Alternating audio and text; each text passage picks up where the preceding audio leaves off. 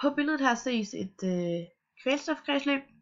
Kvælstof det er nødvendigt grundstof for alt liv. Det indgår blandt andet i alle proteiner og i arvemassen RNA og DNA.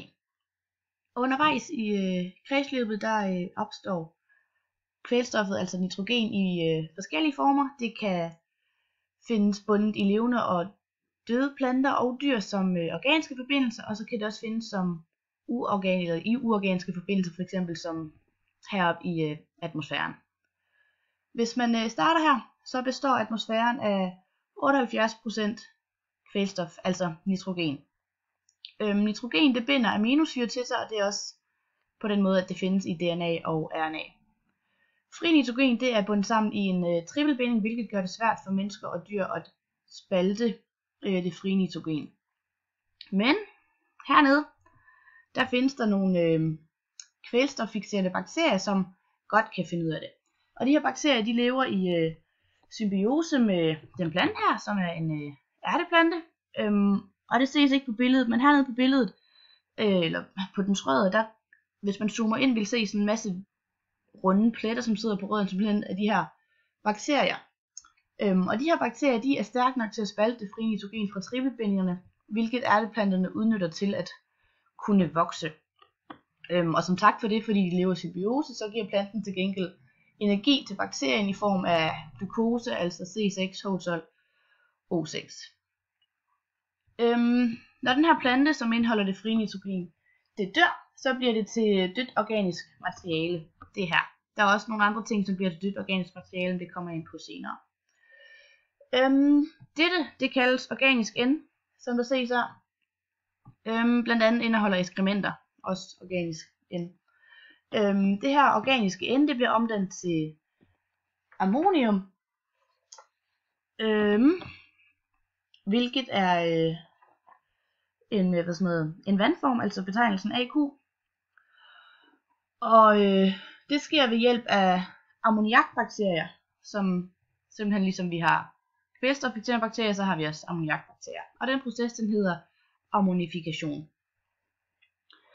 Planterne, de kan lettere optage, har lettest ved at optage ammonium, men det findes ikke så længe i jorden, fordi kort efter det er blevet til ammonium, så omdannes det til nitrit, og senere hen bliver det også til nitrat.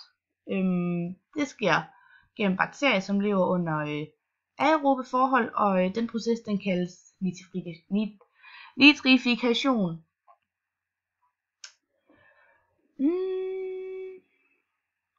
Planterne, de kan både optage ammonium og nitrat, og som der ses her, så går de begge to.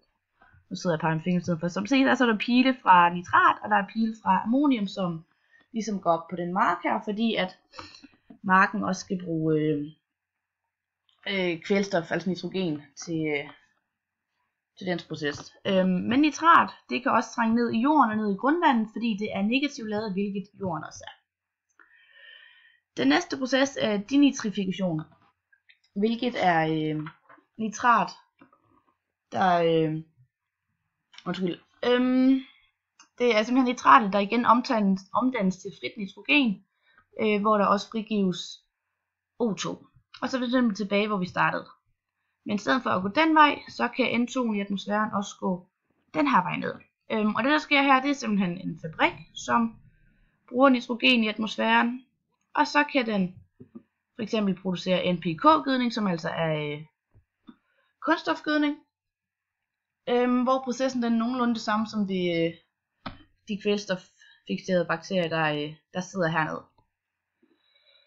Formålet med processen er at fiksere nitrogen, således det kan bruges til at lave gødning med.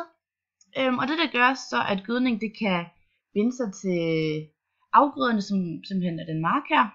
Hvor at lad os bare sige det korn, når det engang bliver høstet, så bliver det lavet til fødevarer, som vi spiser.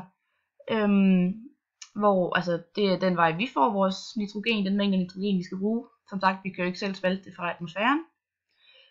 Og når vi så hælder det ud i toilettet, eller hvad vi nu gør, så går det så videre ud som spildevand.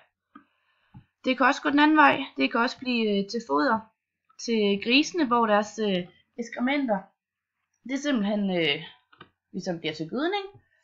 Og fra den gødning her, så går det jo så ned og bliver til organisk igen. Og det samme med planter, der dør her, det kan også gå ned og blive til organisk igen. Det kan også fordampe fra gylletanken.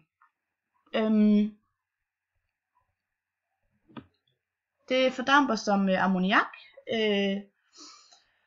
hvilket er en form for forurening, ligesom vi også gør fra os og således. Hvor at her, det fordamper, og så og det forurener. Og herover der ses så også nitrat eller nitrit, som gennem en biokemisk proces bliver til salpetersyre, hvilket optages i regnen sammen med den fordampede ammoniak. Og når det ligesom falder ned på, altså som nedbør, så er det gavnligt for marker, fordi det jo som sagt indeholder nitrogen, men det kan også være ganske farligt, fordi det forurener vand, hvilket kan ende med iltsvind i havene eller i bugtene. Farvel.